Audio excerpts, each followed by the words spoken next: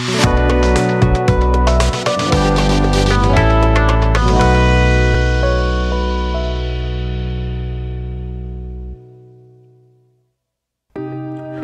दृष्टि में आपका स्वागत है। आज के सेशन के विशेष बातें देख लेते हैं। उत्तराखंड दृष्टि आपके लिए लेकर आया है एक नया महत्वपूर्ण सेशन। इस सेशन की मुख्य बात यह है कि हमने इस सेशन के जो भी टॉपिक लिए हैं उस पर बनने वाले सभी महत्वपूर्ण वस्तुनिष्ठ प्रश्नों को बहुत ही सावधानी पूर्वक रखा है।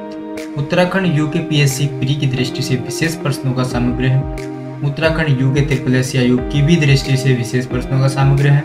यह सेशन नायब तहसीलदार, समीक्षा अधिकारी, उत्तराखंड समूह के ग्राम विकास अधिकारी, पटवारी, लेखपाल व वन आरक्षी, कंप्यूटर सहायक एवं Uttarakhand police inspector, police constable व अन्य आगामी सभी प्रतियोगी परीक्षाओं के लिए महत्वपूर्ण है। और इस सेशन की शुरुआत करते हैं।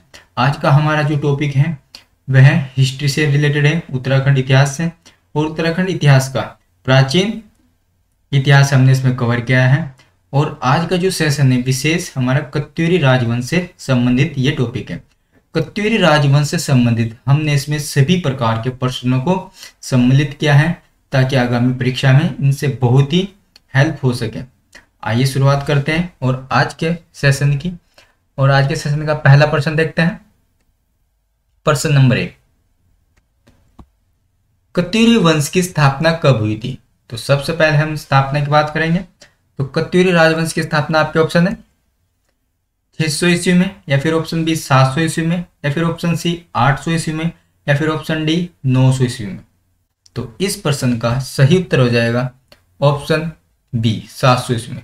तो कत्यूरी वंश की स्थापना कब हुई थी? 700 ईस्वी में। प्रश्न नंबर 2 को देखते हैं।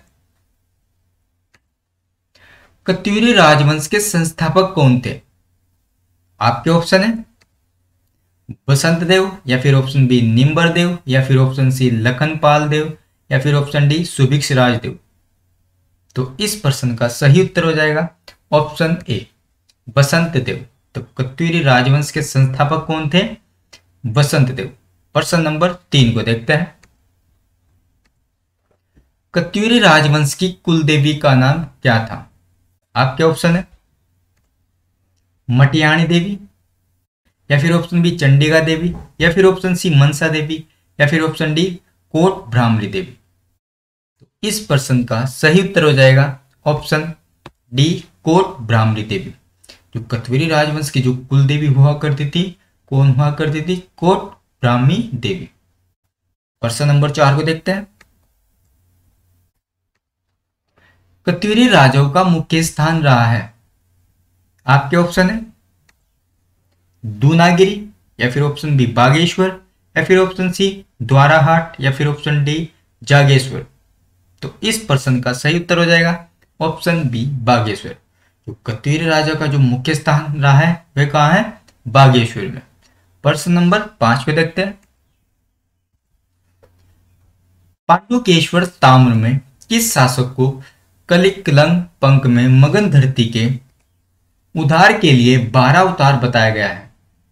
आपके ऑप्शन है इष्टदेव, या फिर ऑप्शन बी ललित सूर्यदेव, या फिर ऑप्शन सी भूदेव, या फिर ऑप्शन डी इनमें से कोई नहीं। तो इस प्रश्न का सही उत्तर हो जाएगा ऑप्शन बी ललित सूर्यदेव। तो 12 अवतार किसे बताया गया है? ललित सूर्यदेव। प्रश्न नंबर 6 को देखते हैं। कार्तिक के पूर्व राजाओं के देवता थे। आपके ऑप्शन है विष्णु, या फिर ऑप्शन बी ब्रह्मा, या फिर ऑप्शन सी गणेश, या फिर ऑप्शन डी कार्तिकेय। तो इस प्रश्न का सही उत्तर हो जाएगा कार्तिकेय, क्योंकि क्वेश्चन से भी पता चल रहा है कार्तिकेय पूर्व राजाओं के देवता कौन थे? कार्तिकेय। प्रश्न नंबर 7 को देखते हैं।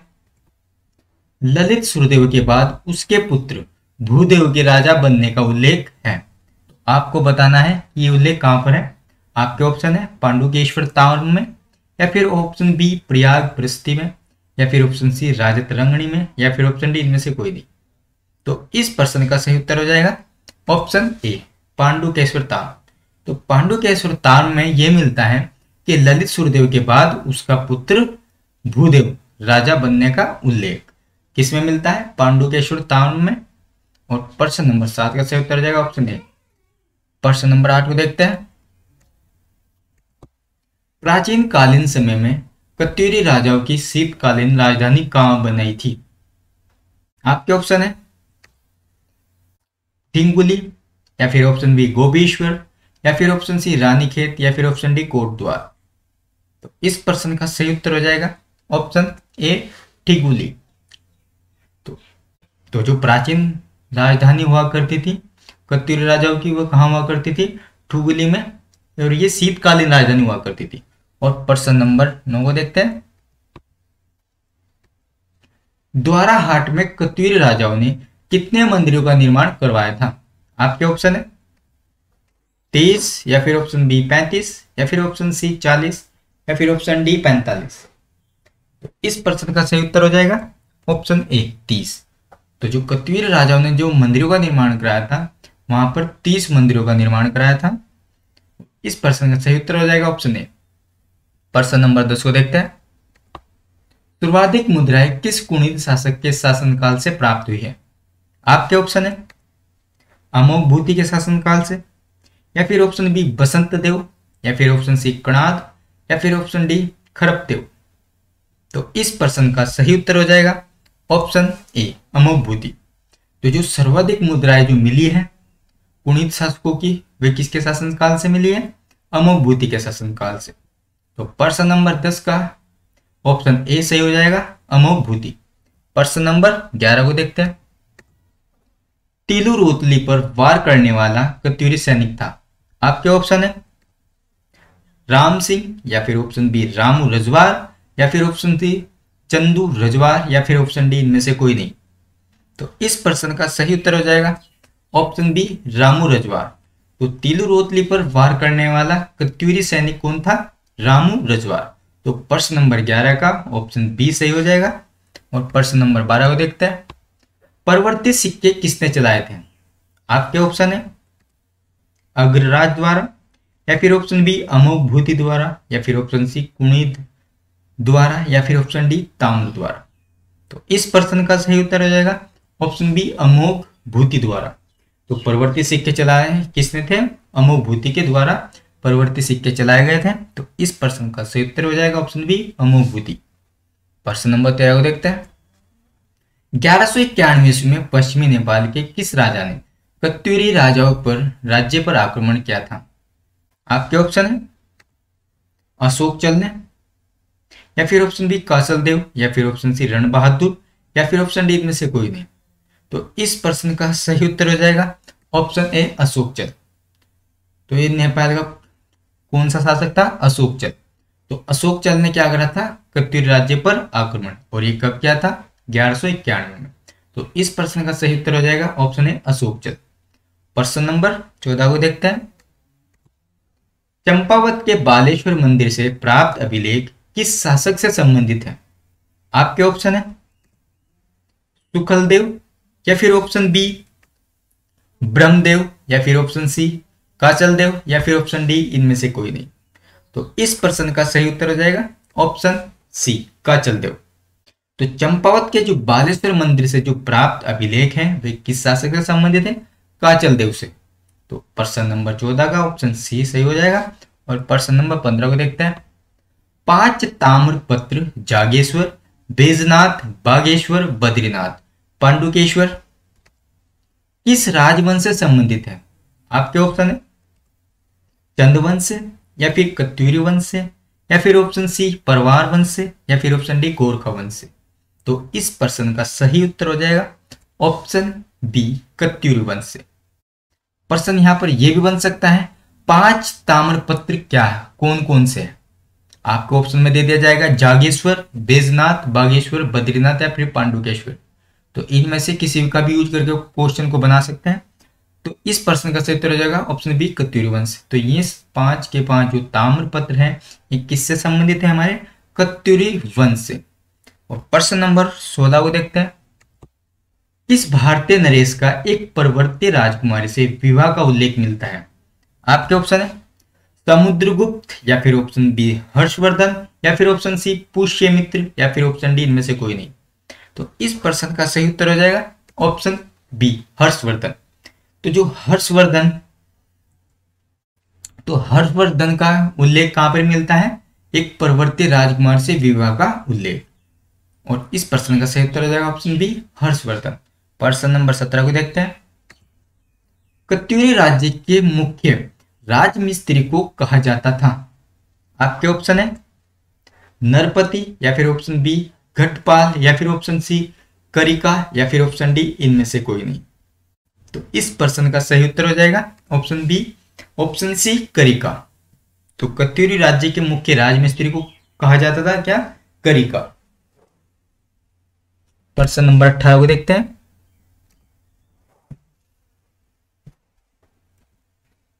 किस शताब्दी में ब्रह्मपुर में पौरवों का शासन था? आपके ऑप्शन है 8वीं शताब्दी में, या फिर ऑप्शन बी 6ठी शताब्दी में, या फिर ऑप्शन सी 5वीं शताब्दी में, या फिर ऑप्शन डी 4थी शताब्दी में। तो इस प्रश्न का सही उत्तर हो जाएगा ऑप्शन बी, 6ठी शताब्दी में। तो जो पौरवों का शासन रहा है वो किस शताब्दी में रहा है? 6ठी शताब्दी में। तो प्रश्न नंबर 18 का ऑप्शन बी सही हो जाएगा। और प्रश्न नंबर 19 को देखते हैं। महाभारत काल में कुणीद नरेश सुबाहु की राजधानी थी। आपके ऑप्शन है श्रीनगर, या फिर ऑप्शन बी काशीपुर, या फिर ऑप्शन सी कालची, या फिर इनमें से कोई नहीं। तो इस प्रश्न का सही उत्तर हो जाएगा ऑप्शन ए, श्रीनगर। तो महाभारत काल में कुणीद नरेश सुबाहु की राजधानी कहाँ हुआ करती थी? श्रीनगर में। प्रश्न नंबर 20 को देखते हैं। कुणीद वंश का महान शासक कौन था? आपके ऑप्शन है अग्रराज, या फिर ऑप्शन बी अमोघ भूति, या फिर ऑप्शन सी बलभूति, या फिर ऑप्शन डी शिवदत्त। तो इस प्रश्न का सही उत्तर हो जाएगा ऑप्शन बी, अमोघ भूति। तो कुणीद वंश का जो महान शासक हुआ करता था वो कौन हुआ करता था? अमोघ भूति। और इसी के शासनकाल से ही सर्वाधिक मुद्रा का उल्लेख भी मिला है। और प्रश्न नंबर 21 को देखते हैं। कत्यूरी प्रशासन में तहसील स्तर की प्रशासनिक इकाई को क्या कहा जाता था? आपके ऑप्शन है धर्मांत, या फिर ऑप्शन बी धर्मांत, या फिर ऑप्शन सी कर्मांत, या ऑप्शन डी इनमें से कोई नहीं। तो इस प्रश्न का सही उत्तर हो जाएगा ऑप्शन सी, कर्मांत। तो तहसील स्तर की जो प्रशासनिक इकाई हुआ करती थी उसको क्या कहा जाता था? कर्मांत। प्रश्न नंबर 22 को देखते हैं। 1223 ईस्वी में पश्चिमी नेपाल के किस राजा ने कत्यूरी राज्य पर आक्रमण किया था? आपके ऑप्शन है अशोकचल, या फिर ऑप्शन बी काचल देव, या फिर ऑप्शन सी ब्रह्मदेव, या फिर ऑप्शन डी तैमूरलंग। तो आपको बताना है नेपाल का कौन सा राजा था जिसने कत्यूरी राज्य पर आक्रमण किया था। तो इस प्रश्न का सही उत्तर हो जाएगा ऑप्शन बी, काचल देव। तो 1223 में जो आक्रमण हुआ था कत्यूरी राज्य पर वह किसके द्वारा किया गया था? काचल देव द्वारा। और वे राजा कहाँ का था? नेपाल का। और प्रश्न नंबर 23 को देखते हैं।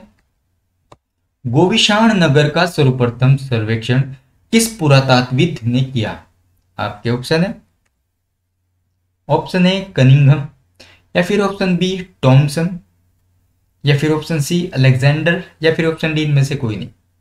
तो ये सभी के सभी जो कनिंघम और टॉमसन अलेक्जेंडर हैं, क्या पूरे ये पुरातात्विद हैं। तो आपको सही उत्तर बताना है इसका। तो इस प्रश्न का सही उत्तर हो जाएगा ऑप्शन ए, कनिंघम द्वारा। तो जो गोविशाण नगर का जो सर्वप्रथम सर्वेक्षण किया गया वह किसके द्वारा किया गया? कनिंघम के द्वारा। प्रश्न नंबर 24 को देखते हैं। वर्तमान उत्तरकाशी का प्राचीन नाम है? आपके ऑप्शन है बाड़ाहाट, या फिर ऑप्शन बी गोविशाण, या फिर ऑप्शन सी कुब्जा भ्रामक, या फिर ऑप्शन डी इनमें से कोई नहीं। तो इस प्रश्न का सही उत्तर हो जाएगा ऑप्शन ए, बाड़ाहाट। तो उत्तरकाशी का प्राचीन नाम क्या है? बाड़ाहाट। प्रश्न नंबर 25 को देखते हैं। जनपद देहरादून में स्थित इस स्थल से राजकुमारी इस वराह का शिलालेख मिला है। आपके ऑप्शन है हर की दून क्षेत्र से, या ऑप्शन बी जोनसार भावर क्षेत्र से, या फिर ऑप्शन सी रवाई क्षेत्र से, या फिर ऑप्शन डी इनमें से कोई नहीं। तो इस प्रश्न का सही उत्तर हो जाएगा ऑप्शन बी, जोनसार भावर क्षेत्र से। तो जो राजकुमारी का जो शिलालेख मिला है वह कहाँ से मिला है?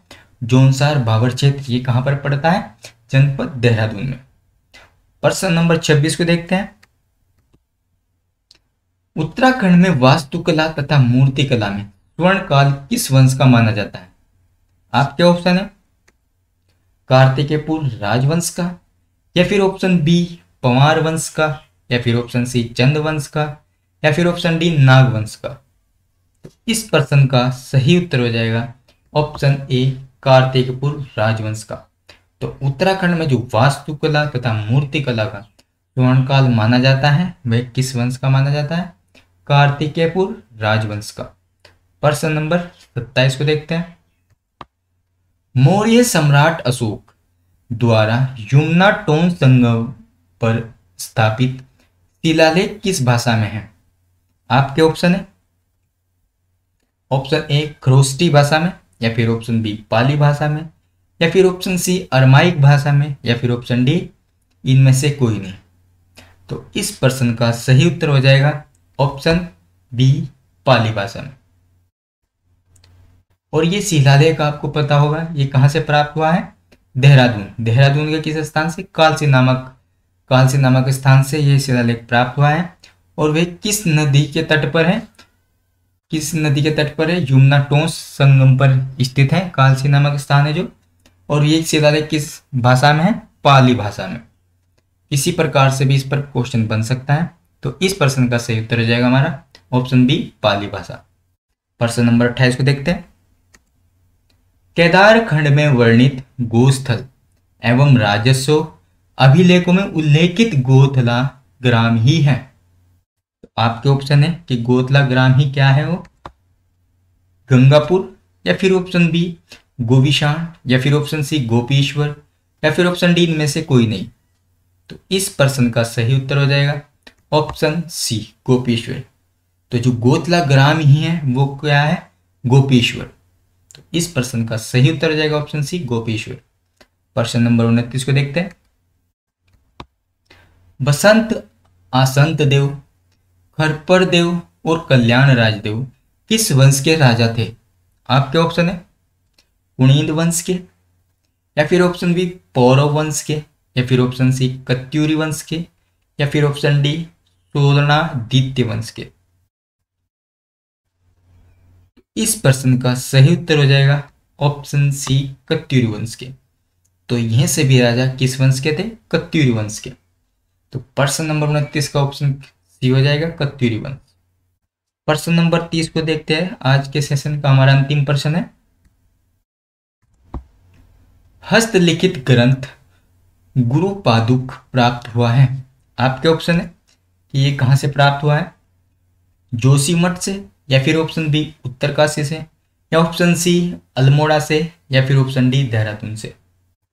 तो इस प्रश्न का सही उत्तर हो जाएगा ऑप्शन ए जोशीमठ। तो ये ग्रंथ कहाँ से प्राप्त हुआ है? जोशीमठ से।